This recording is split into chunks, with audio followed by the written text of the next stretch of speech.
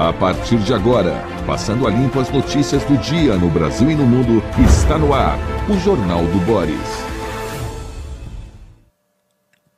Bom dia, muito bom dia. Está no ar o Jornal do Boris. O Jornal do Boris é um sobrevoo pelos principais acontecimentos do Brasil e do mundo a partir das primeiras páginas dos jornais. Hoje temos um panorama um pouco diferente, aliás, muito diferente do que tínhamos ontem na guerra entre Israel e o Hamas. Olha a manchete da Folha de São Paulo: Israel libera a entrada em Gaza de ajuda humanitária.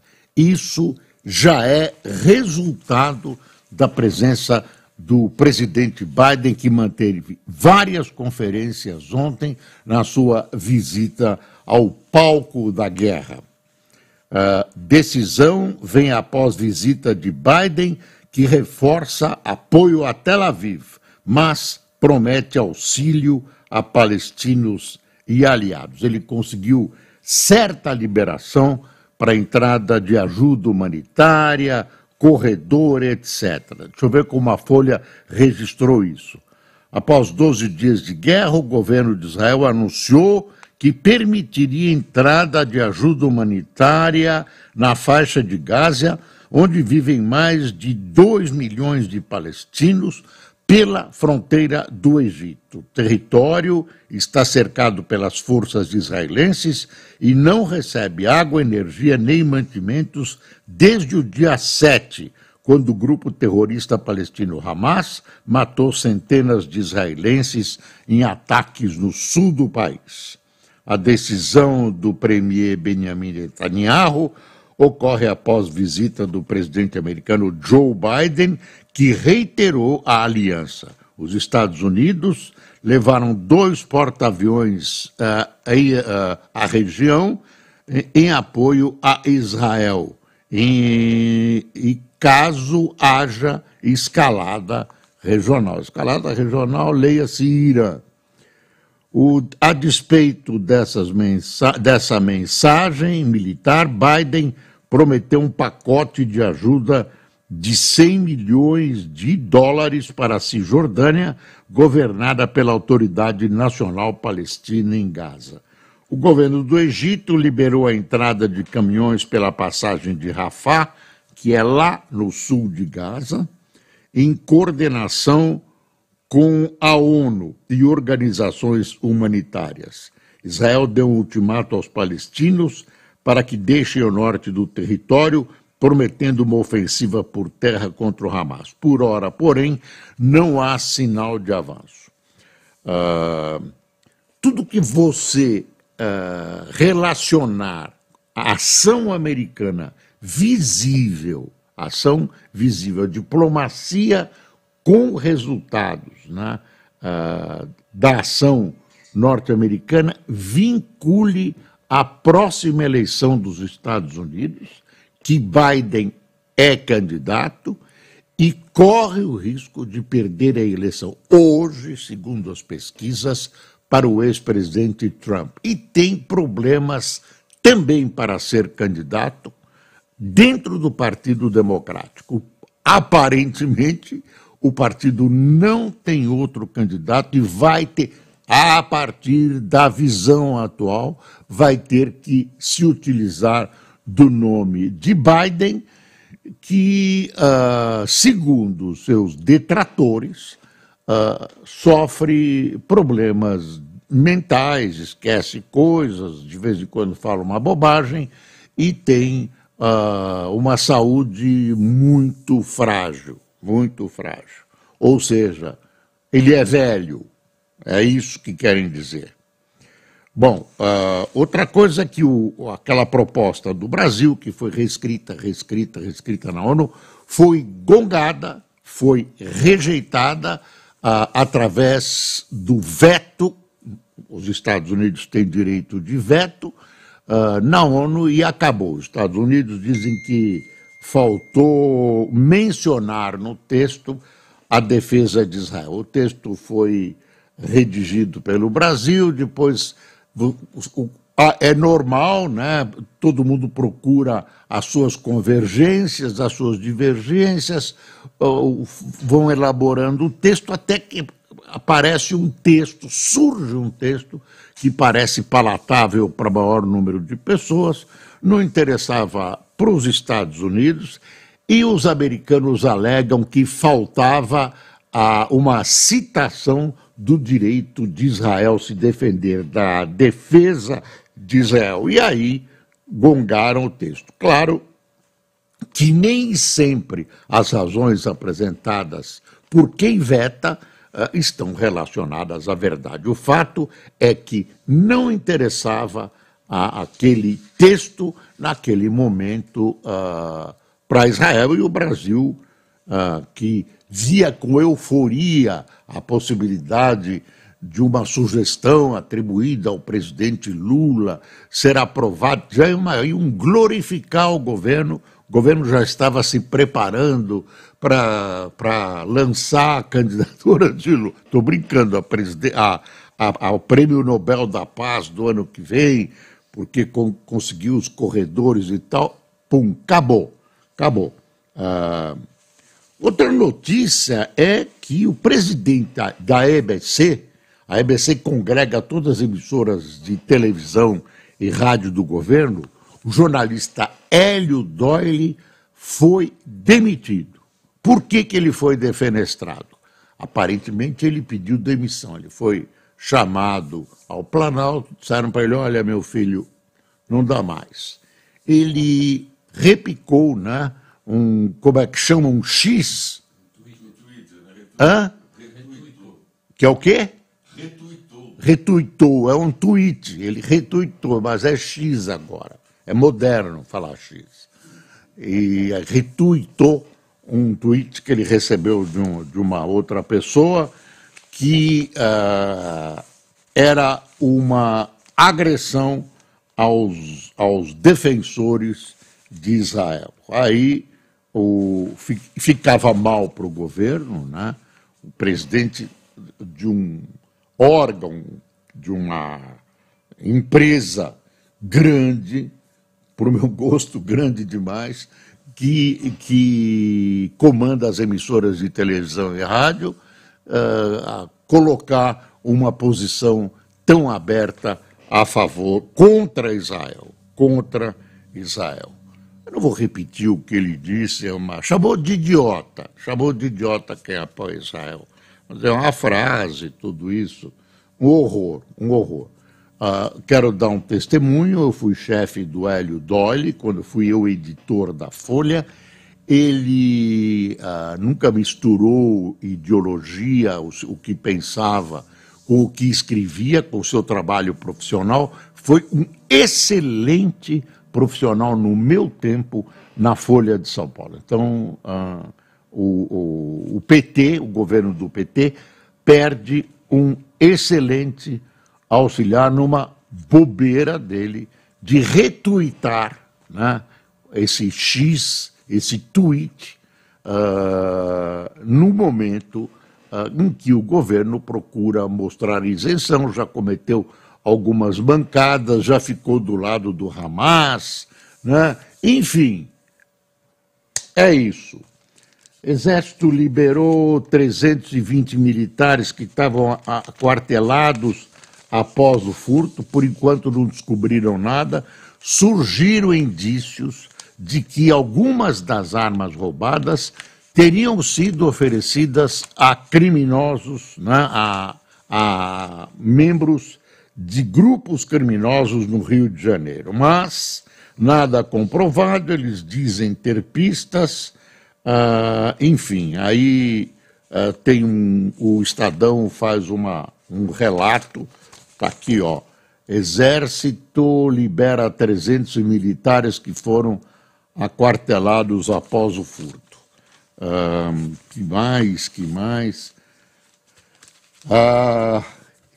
Eu vou tocando tudo, porque hoje tem muita coisa, viu? E domingo tem eleição na Argentina. Isso interessa ao Brasil. A Argentina é um dos nossos principais parceiros duplamente estratégicos na América do Sul, na América Latina, e é um grande comércio, tem um grande comércio com o Brasil. Aí a matéria da Carolina Marins, enviada a Buenos Aires, diz o seguinte, aí em Buenos Aires os nomes da oposição, Patrícia Bullrich e do governo peronista Sérgio Massa, estão à frente do Libertário. Em Buenos Aires. Na Argentina toda, não dá para saber, porque as pesquisas que ocorrem na Argentina não são confiáveis. Não são confiáveis. Deixa eu ver o que ela escreveu. Damião, aí ela começa com exemplos de pessoas que vão votar, mas é em Buenos Aires.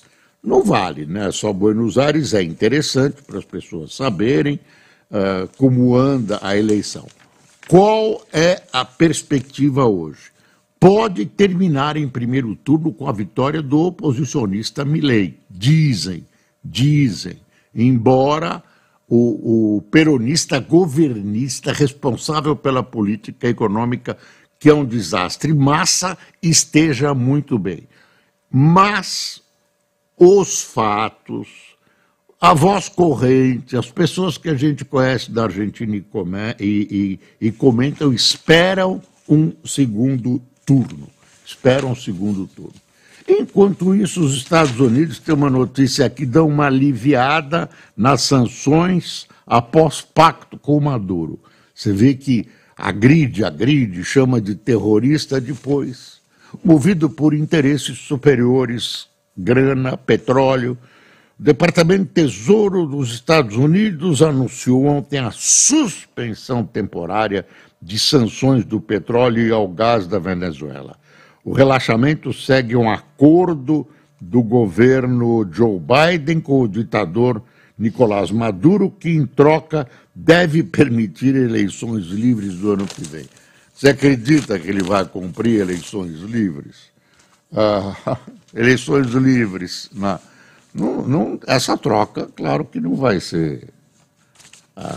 Os Estados Unidos precisam desse petróleo e tal, sabem muito bem que vai ser difícil, nas atuais circunstâncias, do ponto de vista de hoje, o Maduro cumprir qualquer compromisso desse tipo, inclusive com eleições livres.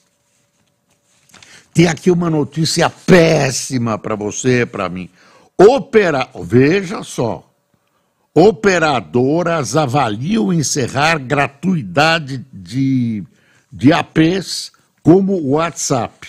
Você viu isso? Volume de dados que aplicativos movimentam aumentou ainda mais com 5G. Teles querem que Big Techs paguem pelo uso das redes. Por enquanto, é um estudo. O presidente da Telefônica Brasil, dona da Vivo, que também preside a Associação de Telecomunicações, a Telebrasil, Christian Gebara, afirmou que as operadoras de telefonia estão avaliando se vale a pena manter ou suspender a política de oferta gratuita de aplicativos em seus planos de internet móvel, caso de WhatsApp, Spotify e Twitter, entre outros. Olha, essa estratégia comercial, chamada de zero rating, sempre tem um nome bonito, zero rating, aumento de preço, ou criação de preço porque é gratuito. Avançou ao longo dos últimos anos como uma forma para atrair clientes entusiastas de redes sociais, vídeo e música. A iniciativa, porém, se transformou em um problema para as teles e tal. Prepare-se. Tem uma história aqui gravíssima. É um juiz de plantão que o CNJ acabou de afastar. É um desembargador, é um velho truque. Tem plantão jurídico no fim de semana no judiciário e, de repente, alguém entra com o pedido e o desembargador, juiz, né, o magistrado pega e muda de opinião em casos gravíssimos, solta a gente, como nesse caso. Na terça-feira passada, o Conselho Nacional de Justiça afastou um desembargador do Tribunal de Justiça e tal. Ele passou à prisão domiciliar um bandido, chefe da maior facção criminosa do Estado, a do Bonde Maluco, condenado a mais de 15 anos de prisão pelos crimes de organização criminosa, associação com tráfico de drogas, homicídio e tortura. Edinaldo Freire Ferreira, conhecido como Dadá, cumpria pena em um presídio de segurança máxima em Pernambuco. Os advogados dele, espertos, sabedores que os juízes, magistrados em plantões, são assim ingênuos, inocentes, não sabem o que está acontecendo. Não estou colocando em dúvida a honestidade deste senhor. Eu acho que ele pode ter falhado profissionalmente e tal. Ele concedeu para esse cara cumprimento de pena domiciliar. E o Edinaldo, que de bobo não tem nada, se arrancou, fugiu. Agora, esse senhor que ocupava o plantão foi afastado. Está aqui. Nessa história, ainda o efeito colateral muito ruim. Desmoraliza-se o Instituto da Prisão Domiciliar, que pode ser extremamente eficiente e funcional, desde que cumpridas as condições legais. Dadá tinha que estar no presídio de segurança máxima, mas há muitos casos em que a prisão domiciliar faz todo sentido. É um editorial do Estadão sobre essa história toda. O desembargador chama-se Luiz Fernando Lima, que considerou adequado e justificado o pedido e concedeu a prisão domiciliar. Isso no finzinho do período dele. Na segunda-feira ia voltar o pessoal todo e tal. Deixa eu ver, briga, né, polêmica no projeto de privatização da Sabesp. A Assembleia Legislativa, projeto chegou à Assembleia sob ameaça de judicialização. Proposta prevê que a participação do Estado na empresa caia de 50,3% para o máximo de 30%. Partidos de oposição no Legislativo se mobilizam para barrar a privatização. É um problema problemático, como diria não sei quem. Transporte público será gratuito na eleição, decide STF. Aí STF era uma decisão que cabia ao Legislativo, né? O Supremo Tribunal Federal decidiu ontem que prefeitos e governadores devem oferecer transporte público gratuito em dia de eleição. A mudança começa a valer nas eleições de 2024. Os ministros determinaram que o Congresso edite uma lei para regulamentar a gratuidade. Enquanto a legislação não for aprovada, valem as regras estabelecidas pelo STF. Aí já vão ter uma bronca, até porque as empresas de ônibus privadas não gostaram. Trabalhar de graça, né? Nem relógio hoje trabalha de graça. Antigamente diziam, relógio trabalha de... Você tem que pôr a sua energia lá, da corda. Seca no Rio Negro é agravada por El Niño. Ribeirinhos trocam suas casas por barcos para ter acesso à água em meio da seca histórica. Olha aqui, é uma foto bem do alto, para quem não está percebendo, é muito bem feita essa foto, a Folha dedicou A foto é página inteira, né? Olha aqui, olha o pessoal morando em barquinho. Não vamos culpar a Marina Silva por isso. Eu, pessoalmente, acho que Dona Marina vai muito bem na pasta que ela está dirigindo, ela não abre mão dos seus princípios, é conhecedora da região, etc, etc, etc. Aliás, a Miriam Leitão acaba de lançar um livro sobre a Amazônia, dizem que é interessante, eu não tenho aqui, eu só estou lembrando, não tenho o nome do livro. A jornalista Miriam Leitão, que também defende as suas ideias de maneira muito aguerrida e por isso é violentamente combatida. Tem muita coisa que eu não concordo com ela, mas é uma jornalista de primeira qualidade. Justifica muito bem as suas posições. Notícia triste para o futebol brasileiro é o Neymar, que tem uma lesão gravíssima, né, naquele jogo que o Brasil perdeu de 2-0 do Uruguai. Ele rompeu o ligamento em menisco do joelho esquerdo e pode parar até 1 ano. Falaram 8 meses, falaram 6 meses. É difícil fazer uma previsão. Cada organismo tem uma resposta. A profundidade da lesão para cada atleta é diferente. O fato é o seguinte: ele vai ter que operar. Né? Como é que chama? Que ele teve menisco do joelho esquerdo, ligamento e menisco. Rompeu as duas coisas.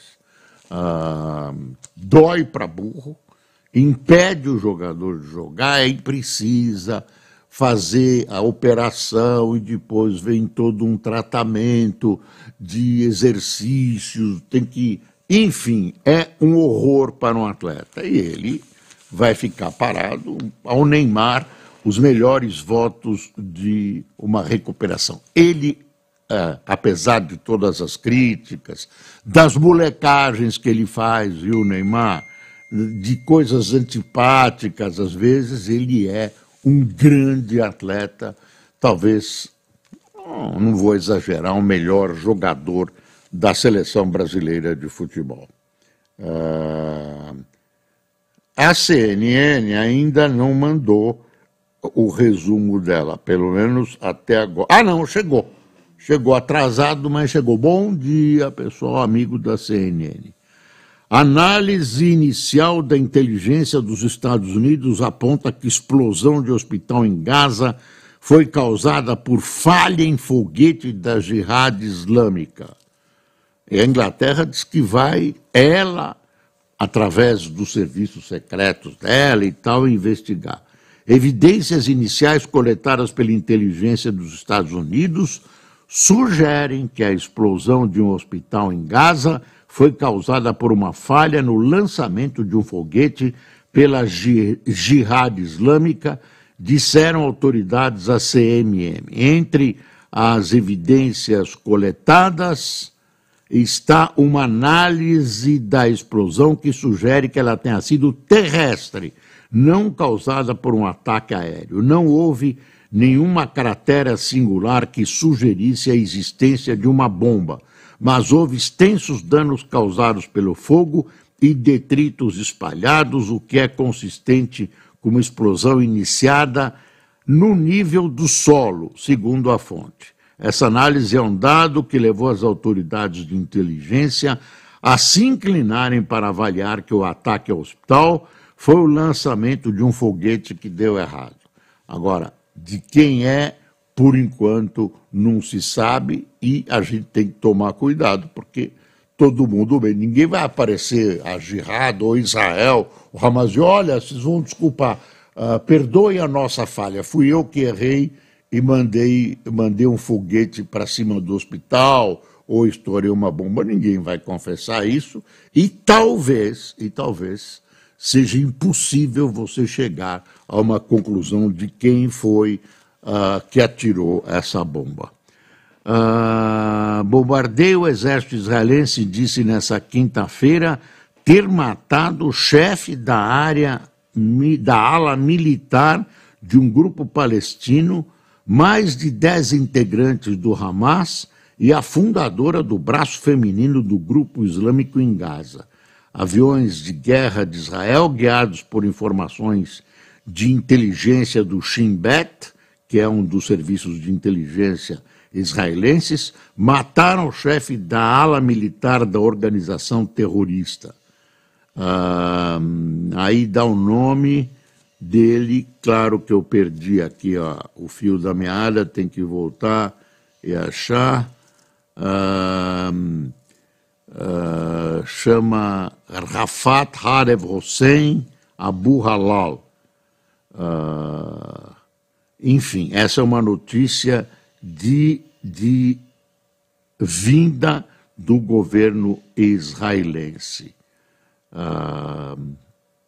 Deixa eu ver aqui, repatriados de Israel. 6º avião da Força Aérea Brasileira, que resgata brasileiros de Israel, pousou no aeroporto do Galeão às 3 horas desta quinta-feira. Desta vez, 219 brasileiros são repatriados. Aí, gente, tem que elogiar o governo Lula. O governo Lula está agindo de maneira impecável, com extrema atividade, corretíssima, né? E sem espetáculo teatral da diplomacia brasileira e da FAB.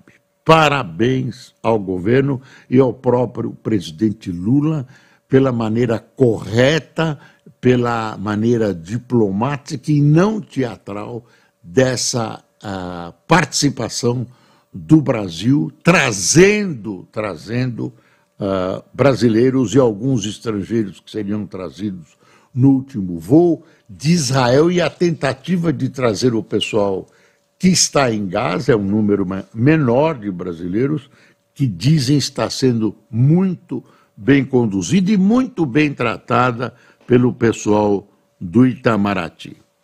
O Tribunal Eleitoral tem pauta de julgamento desta quinta-feira nas primeiras ações da coligação do ex-presidente Bolsonaro contra o presidente Luiz Inácio Lula da Silva e Geraldo Alckmin, acusados de abuso do poder político. Não vai dar em nada, fique tranquilo, viu? Eleições na Argentina, um candidato que é visto como bombeiro na economia, outro é considerado um outsider. Um discurso anti-kirchnerista, já dissemos, aqui é uma decodificação. Não dá para prever quem vai ganhar a eleição. A única previsão forte que existe é que deve, não estou afirmando, deve ir para um segundo turno. Deixa eu ver o que tem. A CPI que aponta Bolsonaro, né? Não dá, né? A CPI sem pé nem cabeça. O governo não queria a CPI para não dar uma bancada de discursos para o Bolsonaro. Nem o Bolsonaro, que é o principal acusado, foi chamado. Quer ver? Gazeta do Povo. Juristas apontam inconsistências no pedido de indiciamento de Bolsonaro pela CPMI do 8/1. O julgamento mesmo, para valer, é STF, não tem jeito. TSE, é por aí, não é por essa CPMI. É uma coisa política, não tem nem classificação, gente. É uma brincadeira, é uma brincadeira. Você lembra da CPI da Covid? Cadê? CPI da Covid, morreu um monte de gente. A CPI, lembra a CPI? Falou, acusou, disse, morreu. Ninguém sabe, ninguém viu, acabou. Imagine essa vai ser mais rápida. Essa vai ser mais rápida. É uma coisa política. Nem precisava, era só condenar de cara. Tem 60 condenados, a coisa para não acabar mais, não vai acontecer nada. Gleisi diz que Estados Unidos querem caminho da violência por vetar resolução brasileira. Vamos dar uma espiadinha no Haaretz, que é um jornal israelense independente. Israel, a guerra de Israel,